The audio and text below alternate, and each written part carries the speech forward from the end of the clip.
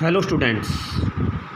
तो previous class में हमने लेसन 3 के सिंथेटिक फाइबर तक हमने रीड आउट कर लिया था और डेफिनेशन भी लिखी थी कुछ। वहीं से कॉपी के अंदर, हमारी नोटबुक के अंदर आगे से स्टार्ट करना है। वहीं से ही जितना यानी कि मैं आपको लर्न करवाऊंगा, हम रीड करेंगे उनको अच्छे से, आपको राइट डाउन भी करना है उन चीज़ों को। हैंड राइटिंग भी आपकी साफ़ होनी चाहिए और जितना पढ़ा रहा हूँ वो बार बार आप सुनोगे तो आपको कुछ समझ में भी आएंगे। ये भी ध्यान में रखना है आपको। जैसे स्कूल ओपन होंगे तो तब आपको यानी कि मेरे को ये नहीं लगना चाहिए कि आपने कुछ पढ़ नहीं रखा है। आपको घर पे बैठ के अच्छे से जितना हम करवाते हैं वो ध्यान से पढ़ना है आपको।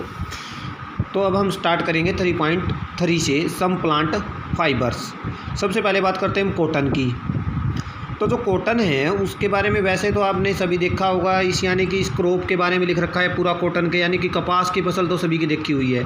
जो बच्चे विलेज से बिलोंग करते हैं उनके कोई दिक्कत नहीं है ऐसा कॉटन की, यानी कि इसमें जो दिया हुआ है उसमें कुछ भी नहीं लगेगा आपको। तो देखिए, आपको सबसे पहले cotton, have you ever made wings for oil lamps?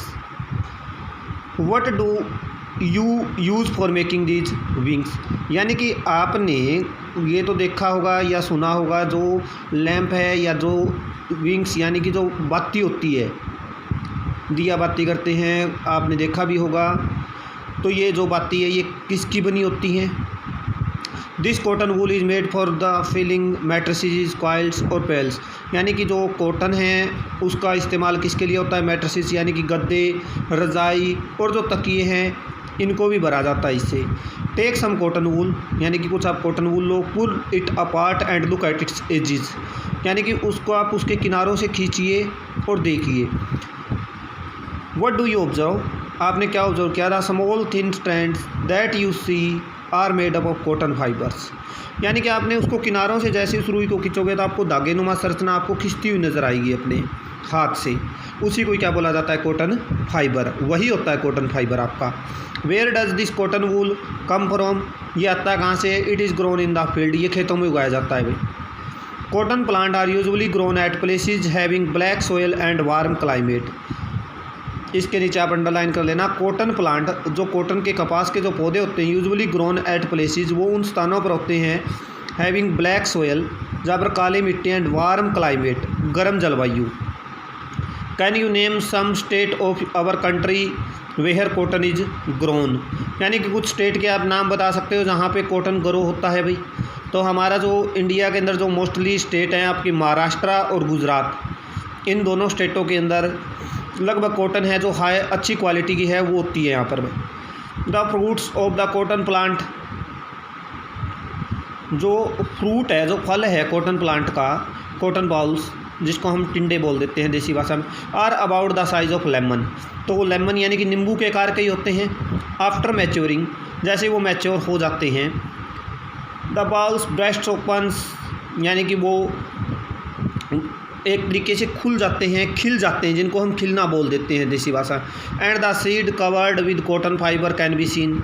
तो ये फसल तो आपने सभी ने देखी होंगी, ठीक है ना। जो बीज होते हैं इसके वो कवर होते हैं और इस जिससे कवर हो रखे हैं इसी को ही हम क्या बोलते हैं? Cotton fibre. Have you ever seen A cotton field? तो आपने सभी ने खेत तो देख ही रखा है, जो बच्चे गांव से बिलोंग करते हैं उन सभी को पता ही भाई। That is ready for picking, यानी कि वो फिर चुगाई के लिए तैयार हो जाता है।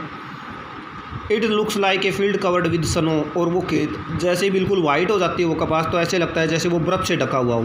From this bolls cotton is usually picked by hand.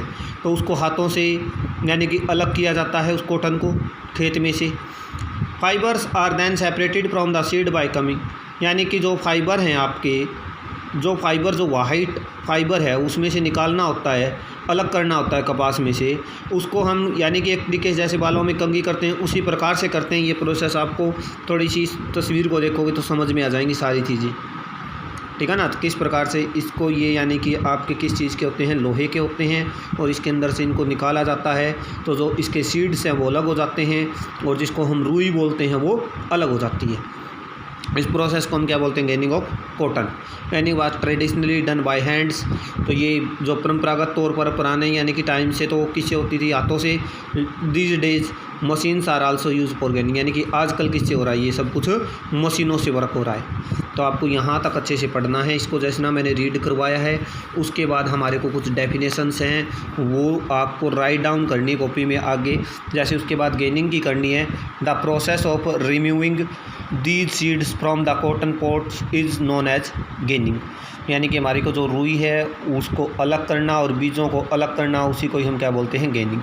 फिर आती है हमारी spinning process, the process of making yarn from thin strands of fibre is called spinning, it is can be done by hand और on A spinning wheel. जो हम चरखा काटने वाली बातें करते हैं वो, यानी कि स्पिनिंग क्या होता है, जो रुई से हम धागा बनाते हैं उसी प्रोसेस को स्पिनिंग बोला जाता है। Weaving, two distinct yarns are arranged together on weaving machines, यानी कि ये होती है कि आप जैसे दो अलग अलग धागे होते हैं उनको एक साथ जोड़ना।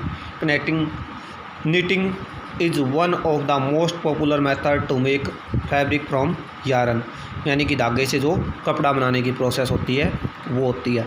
तो ये चारों डेफिनेशन आपको लिखनी है और यहाँ तक आपको रीड करना है। Thank you students.